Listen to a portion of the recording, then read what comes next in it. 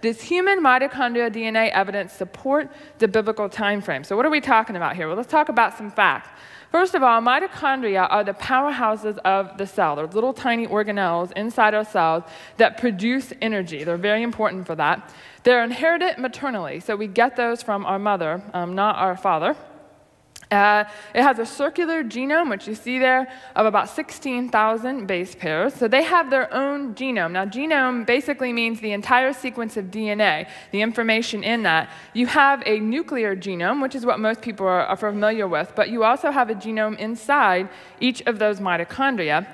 And it encodes several genes, which are important in what the mitochondria and what goes on there, as well as some regulatory region called the D loop that controls those genes. So that's just some basic facts about the mitochondria itself. Now, how is this related to the issue of a biblical time frame? Well, for that, we have to go to the mitochondrial DNA clock, a molecular clock. And don't worry, we're going to talk about that. And mitochondrial Eve, which probably a lot of you are familiar with.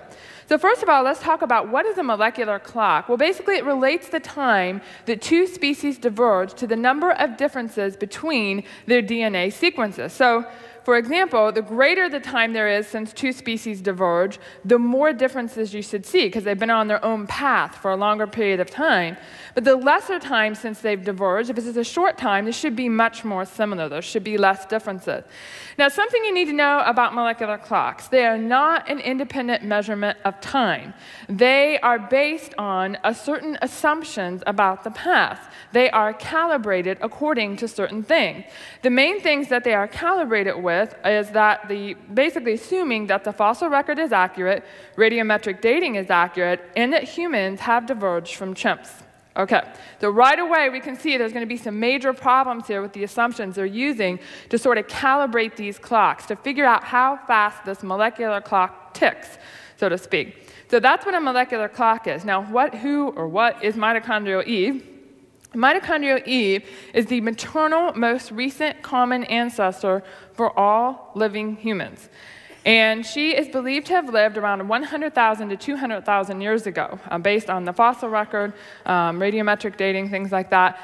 So basically, we all have her mitochondria. Now, this is in no way reference to the biblical Eve. The evolutionists for 1 minute do not believe there was one woman and we all have her mitochondria, but rather that one woman from a larger population of women, for whatever reason, it's her mitochondria that we all have today. And so we want to make that clear.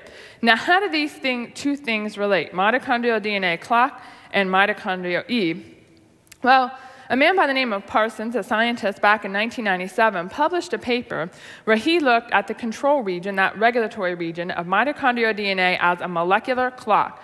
So he was going to use that to study some relationships. And what he expected to find was that there would be one mutation every 12,000 years. That's what he expected to find. Why did he expect to find that? Because based on the fossil record, based on radiometric dating, all of those things that humans diverge from chimps, that's what they had already assumed the rate would be.